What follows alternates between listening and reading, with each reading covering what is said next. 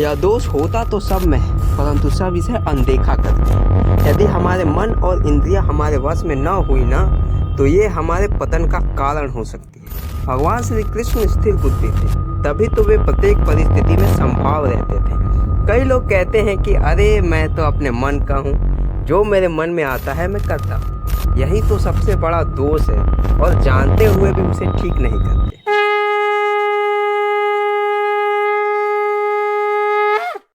सर्वप्रथम आप सबको जन्माष्टमी की हार्दिक शुभकामनाएं। भगवान श्री कृष्ण की कृपा हम सब पर बनी रहे। राधे कृष्ण मित्रों, कैसे हैं आप लोग? आज हम मनुष्य के ऐसे दोष के बारे में चर्चा करने वाले हैं जो होता तो सब में है, परंतु इसे सब अनदेखा करते हैं। यह दोष हमारे सभी समस्याओं का मूल कारण है, और यह दोष है हमें हमारे मन और इंद्रियों पे कंट्रोल न होना। यह दोष यदि दूर न किया जाए तो यह मनुष्य के पतन का कारण हो जाता है। यह दोष हमारे दुखों का कारण भी है। तो इसका उपाय क्या है ना? श्रीमद् भगवत गीता इस संसार के सभी समस्याओं का हल। और आज हम श्रीमद् भगवत गीता से मन और इंद्रियों को नियंत्रित करना सीखेंगे।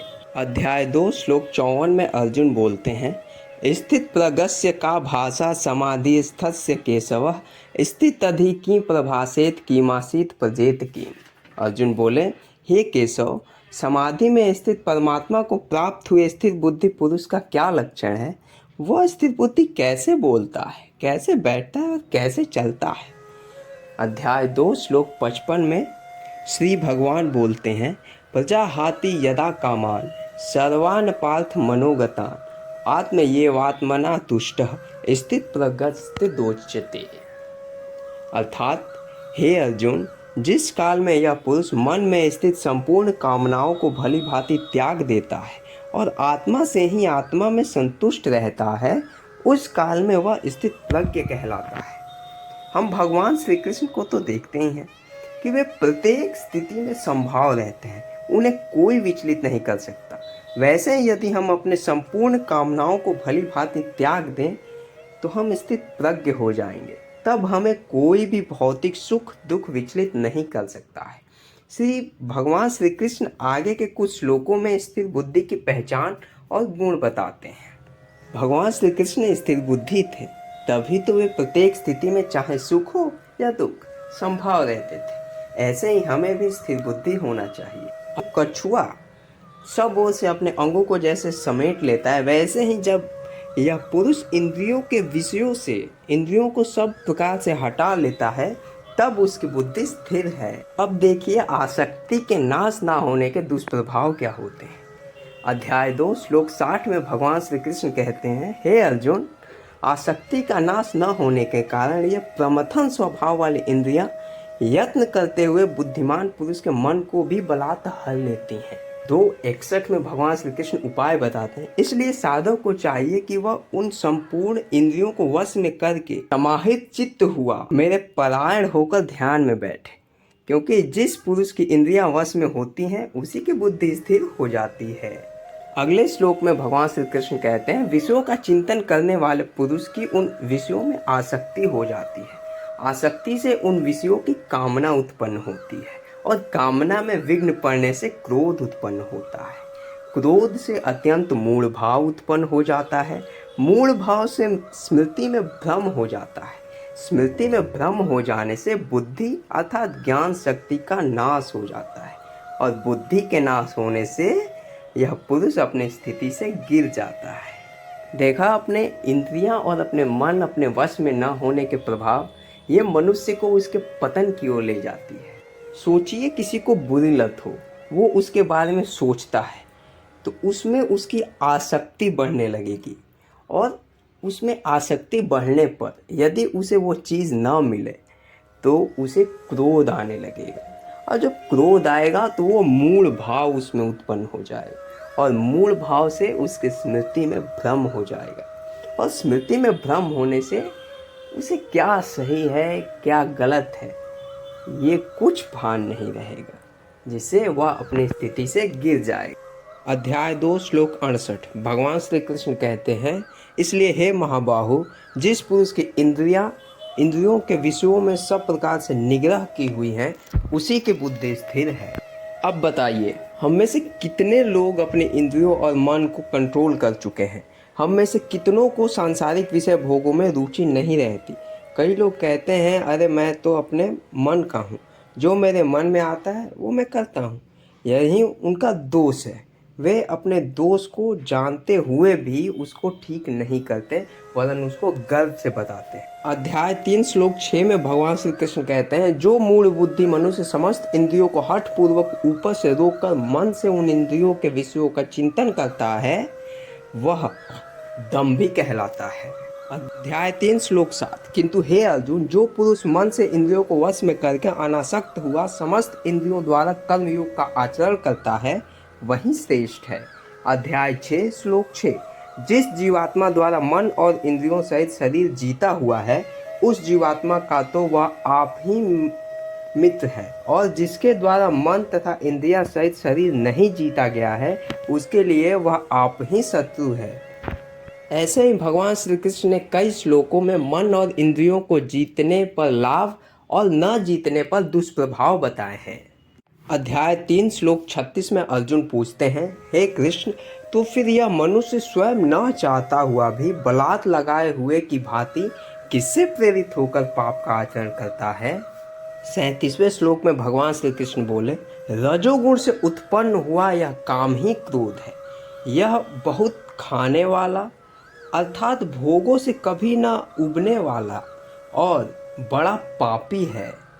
इसको ही तू इस विषय में बैरी जान। ये जो काम है ना, ये हमारी सभी समस्याओं का जड़ है। काम अर्थात लस्ट, वासना। और इसके डीप में जाए तो वासना केवल वह नहीं जो आप समझ रहे हैं। वासना वो है जो आपको आपके एम से भटका रही है, जो आपको आपके गोल से भटका रही है, वही वासना है। 38वें और 39वें श्लोक में भगवान श्री कृष्ण कहते हैं कि ये कैसे मनुष्य के ज्ञान को ढक देती है, और 40वें श्लोक में भगवान श्री कृष्ण इसका निवास स्थान बताते हैं। इंद्रियां, मन और बुद्धि, ये सब इसके निवास स्थान कहे जाते हैं। यह काम इन मन, बुद्धि और इंद्रियों द्वारा ही ज्ञान को आच्छादित करके जीवात्मा को मोहित करता है। इसलिए हे अर्जुन, तू पहले इंद्रियों को वश में करके इस ज्ञान और विज्ञान का नाश करने वाले महान पापी काम को अवश्य ही बलपूर्वक मार डाल। 42वें श्लोक में भगवान श्री कृष्ण कहते हैं, इंद्रियों को स्थूल शरीर से सूक्ष्म और श्रेष्ठ, इंद्रियों से सूक्ष्म और श्रेष्ठ मन, और मन से भी सूक्ष्म और श्रेष्ठ बुद्धि है, और बुद्धि से भी अत्यंत सूक्ष्म और श्रेष्ठ जीवात्मा है। इस प्रकार बुद्धि से सूक्ष्म और शक्तिशाली और अत्यंत श्रेष्ठ आत्मा को जानकर और बुद्धि द्वारा मन को वश में करके, हे महाबाहु, तू इस काम रूप दुर्जय शत्रु को मार डाल।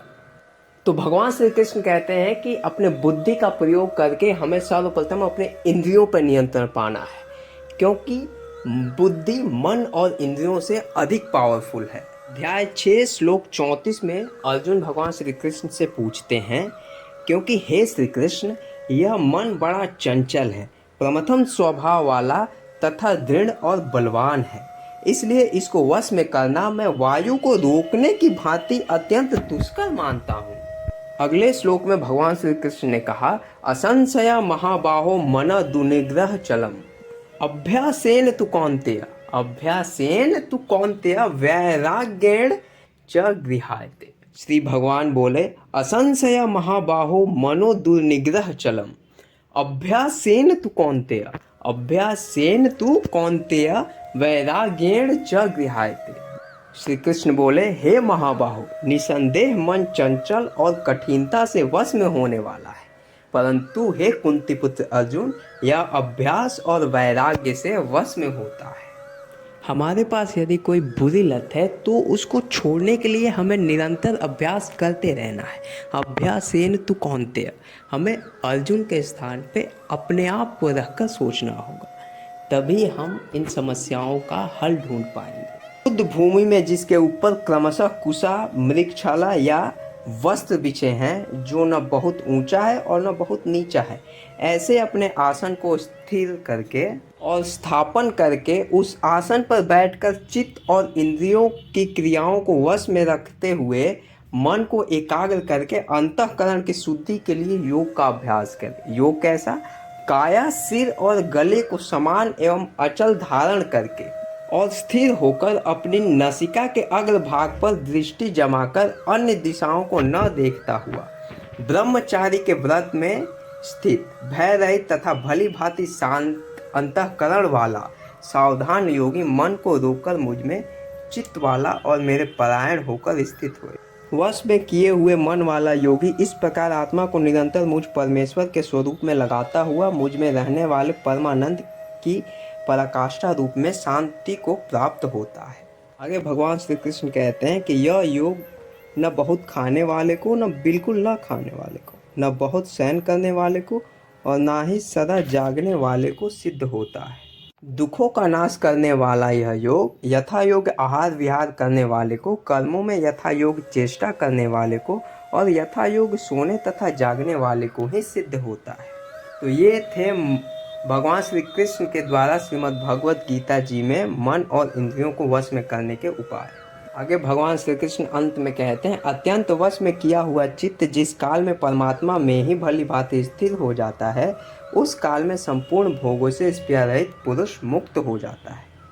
तो मित्रों, बस आशा करता हूँ कि ये प्रस्तुति आपको अच्छी लगी होगी। यदि आपको भी कोई समस्या हो तो बताइए, हम श्रीमद् भगवत गीता जी के द्वारा उसे सॉल्व करेंगे। हम आपसे मिलेंगे एक और नए धार्मिक प्रस्तुति के साथ। तब तक के लिए राधे।